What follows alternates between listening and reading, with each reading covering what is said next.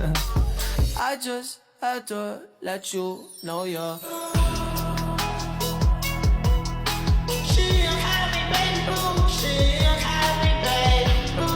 Selamat pagi, siang, sore, malam, rekan-rekan semuanya. Pernah gak sih terlintas di pikiran kalian apa yang sebenarnya terjadi saat kita menekan sebuah saklar? Mengapa lampu di ruangan bisa langsung menyala seketika? Sebenarnya ada aliran listrik yang sangat cepat di balik kabel-kabel yang terhubung di dinding kita.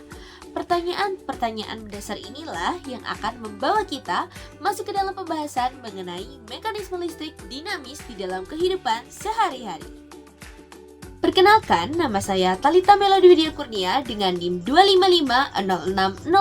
255060711111042. Dan pada kesempatan kali ini di bawah bimbingan dosen pengampu Bapak Muhammad Gufron, saya akan memaparkan materi Fisika 2 mengenai listrik dinamis. Dan fokus pembahasan kita hari ini mencakup dua hukum fundamental dalam elektronika, yaitu hukum Ohm dan juga hukum Kirchhoff, yang menjadi dasar bagi kita untuk memahami bagaimana arus, tegangan, dan juga hambatan bekerja dalam suatu rangkaian listrik. Baik, sebelum kita masuk lebih dalam, kita harus tahu apa sih listrik dinamis itu? Jadi, listrik dinamis adalah jenis listrik yang terjadi akibat adanya perpindahan muatan listrik secara terus-menerus melalui suatu penghantar. Hal ini disebabkan karena adanya perbedaan potensial atau tegangan. Supaya lebih mudah untuk memahaminya, kita bisa melihat tabel yang sudah tertera perbedaan listrik statis dan juga listrik dinamis. Pada listrik statis, muatan cenderung diam. Namun, pada listrik dinamis, muatan mengalir secara aktif. Inilah yang kita sebut sebagai arus listrik.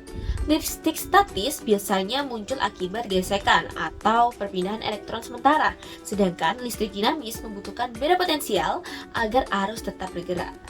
Dan listrik statis hanya bersifat sementara, sedangkan listrik dinamis bersifat kontinu atau berkelanjutan selama rangkaian tertutup dan memiliki sumber tegangan. Nah, implementasi listrik dinamis sangat dekat dengan keseharian kita, terutama pada peralatan rumah tangga. Sebagai contoh, mari kita perhatikan mekanisme kerja lampu. Yang pertama adalah sumber listrik akan menghasilkan tegangan. Kemudian, saat saklar ditutup, rangkaian menjadi lengkap atau tertutup.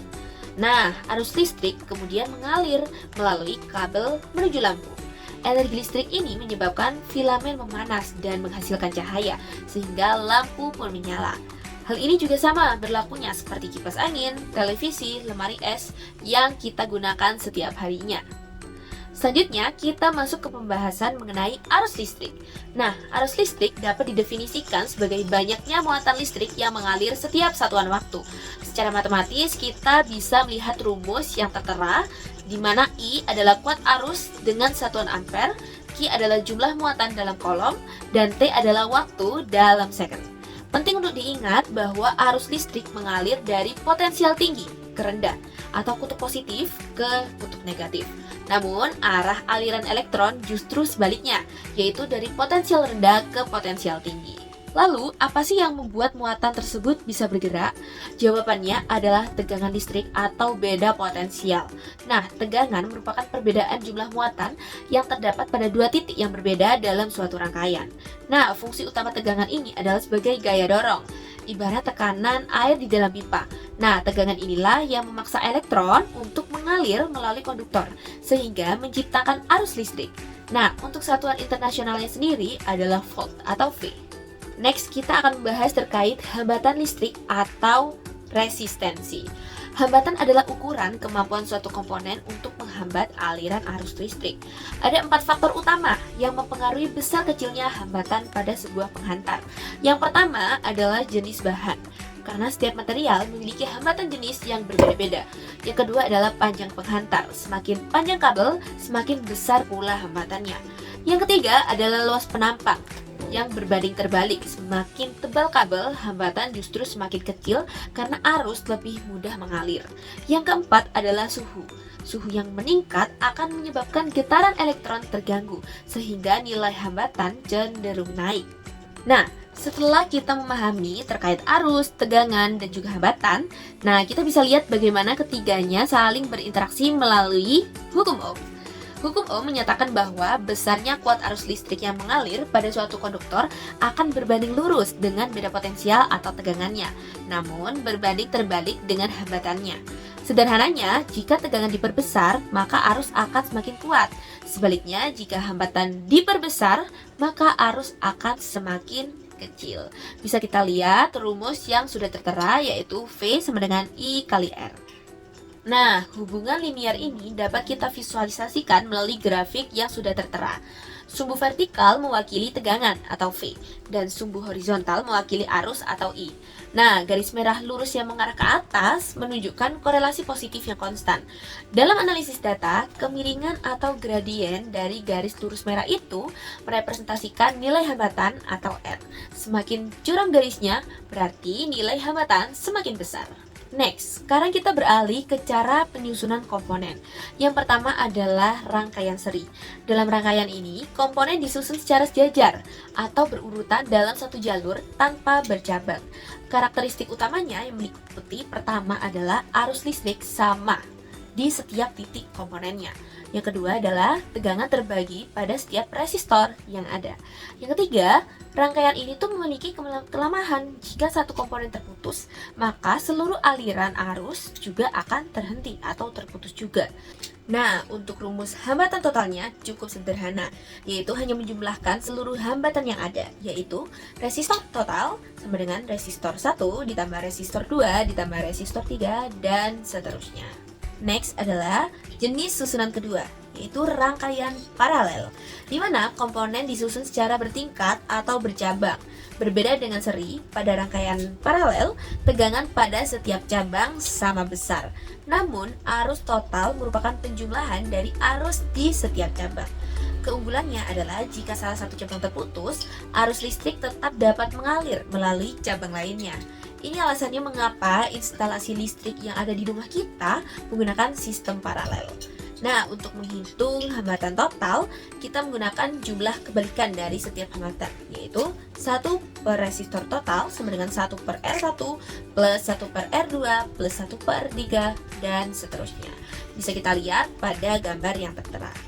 Next, kita bisa melihat salah satu tokoh, yaitu Gustav Kirchhoff. Nah, setelah kita mendalami terkait hukum Ohm, tidak lengkap rasanya jika kita tidak mengenal sosok di balik teori analisis rangkaian listrik yang lebih lanjut. Beliau adalah Gustav Robert Kirchhoff, seorang fisikawan asal Jerman.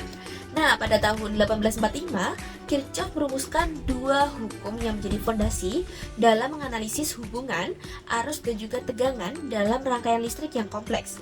Nah, kontribusi beliau masih menjadi standar bagi para insinyur dan ilmuwan hingga saat ini. Mengapa kita membutuhkan hukum Kirchhoff? Ada beberapa alasan yang mendasar. Yang pertama adalah hukum ini memungkinkan kita untuk menentukan arus dan juga tegangan pada setiap bagian rangkaian, terutama pada bagian atau pada rangkaian yang rumit. Yang kedua adalah sangat membantu dalam menganalisis rangkaian yang memiliki banyak sekali cabang, loop maupun node. Yang ketiga adalah hukum ini menjadi solusi ketika hukum Ohm tidak cukup untuk menyelesaikan suatu perhitungan. Yang keempat adalah hukum Kirchhoff 1 terkait keseimbangan arus, sedangkan hukum Kirchhoff 2 adalah terkait keseimbangan energi atau tegangan. Hal tersebut sangat penting di dalam kehidupan kita sehari-hari. Oke, kita masuk ke hukum Kirchhoff 1 atau sering disebut dengan Kirchhoff Current Law atau KCL. Nah, hukum ini berbunyi, jumlah kuat arus yang masuk ke suatu titik percabangan sama dengan jumlah kuat arus yang keluar dari titik tersebut. Nah, prinsip utamanya adalah kekekalan muatan. Artinya tidak ada arus yang hilang di titik percabangan. Seperti yang bisa kita lihat pada gambar, jika kita memiliki arus I1 ditambah I2 yang masuk, maka totalnya harus sama dengan jumlah arus I3 tambah I4 tambah I5 yang keluar. Next adalah hukum Kirchhoff 2 atau Kirchhoff Voltage Law atau KVL. Hukum ini menyatakan bahwa jumlah aljabar gaya gerak listrik atau GGL dan beda potensial pada suatu rangkaian listrik tertutup atau loop adalah sama dengan 0. Secara matematis bisa dirumuskan sebagai berikut. Nah, hukum ini memastikan bahwa energi dalam satu lintasan tertutup selalu seimbang antara yang diberikan oleh sumber dengan yang digunakan oleh hambatan. Nah, agar lebih memahami implementasinya, mari kita perhatikan contoh soal berikut. Di sini kita memiliki dua skenario rangkaian. Skenario pertama menggunakan hukum Kirchhoff 1, di mana kita menganalisis titik percabangan untuk menentukan besar arus yang belum diketahui. Sedangkan skenario kedua terlihat lebih kompleks karena memiliki dua loop, sehingga kita harus menerapkan hukum Kirchhoff 2 untuk mendapatkan persamaan tegangan yang akurat. Oke, next kita ke pertanyaan pertama. Di situ terdapat soal A. Kuat arus total, yang B. Kuat arus I1 dan juga I2. Oke, pertama-tama kita harus mencari hambatan atau resistornya. Di situ terdapat rangkaian paralel, yang artinya kita harus mencari resistor paralelnya terlebih dahulu, yaitu R1 dan juga R2. Didapati hasil resistor paralel adalah 2,25. Kemudian dijumlahkan dengan resistor seri tersebut, yaitu R3 adalah 4, jadi 2,25 ditambah 4, yang hasilnya 6,25. Jadi resistor seri atau resistor total atau hambatan total dari rangkaian tersebut adalah 6,25. Kemudian kita mencari kuat arus total tersebut dengan rumus V sama dengan I kali R. Oke, dengan total tegangan sudah diketahui, yaitu 18 sama dengan I kali 6,25. Kita bisa bagi 18 dibagi 6,25 dan kita dapatkan kuat arus total adalah 2,88 ampere. Oke, next adalah kuat arus I1 dan juga I2. Nah, sebelumnya kita sudah mendapatkan bahwa kuat arus total tersebut adalah 2,88 ampere. Kemudian gimana sih cara kita mencari kuat arus I1 dan juga kuat arus I2? Kita bisa menggunakan perbandingan. Oke, di dalam rumus tersebut terdapat perbandingan, yaitu I1 banding I2 adalah 1/9 banding 1/3. Nah, karena tandanya dibagi, kita bisa ubah menjadi tanda dikali, dan 1/3 bakalan dibalik. Jadi 1/9 dikali 3/1. Nah, nanti akan dapat hasilnya, perbandingannya adalah 1/3. Jadi untuk I1 adalah 1 dan juga I2 adalah 3. Nah, total dari perbandingan tersebut adalah 1 ditambah 3, yaitu 4. Nah, kita bisa mencari tuh kuat arus I1 adalah 1/4 dikali I atau 2,88 ampere. Kita mendapatkan 0,72 ampere. Dan untuk I2 kita bisa mencari 3/4 dikali I atau dikali 2,88 ampere. Dan kita mendapatkan I2 adalah 2,16 ampere. Nah, materi yang kita bahas hari ini bukan hanya sekedar teori cuma-cuma, tapi teori ini atau hukum yang sudah kita pelajari bisa kita aplikasikan, bahkan sudah diaplikasikan di dalam kehidupan sehari-hari. Seperti instalasi rumah yang menggunakan hukum Kirchhoff untuk memastikan pembagian arus yang aman di setiap ruangan. Dan juga peralatan elektronik seperti HP dan elektronik laptop yang kita gunakan sangat bergantung pada hukum Ohm untuk mengatur arus agar komponen di dalamnya tidak rusak. Yang ketiga adalah distribusi energi untuk memastikan seluruh peralatan listrik mendapatkan daya yang stabil dan juga seimbang. Dan dari pemaparan materi hari ini kita bisa simpulkan, yang pertama adalah listrik dinamis, merupakan listrik yang mengalir dalam kehidupan sehari-hari seperti lampu dan juga peralatan elektronik di sekitar kita. Yang kedua adalah aliran listrik terjadi karena adanya tegangan yang mendorong mata listrik bergerak dalam suatu rangkaian. Yang ketiga adalah hukum Ohm yang menjelaskan hubungan antara tegangan, arus dan juga hambatan dalam suatu rangkaian dengan rumus V sama dengan I kali R. Yang keempat adalah hukum Kirchhoff yang digunakan untuk menganalisis suatu rangkaian, yaitu keseimbangan arus pada percabangan dan juga tegangan dalam satu loop. Terima kasih.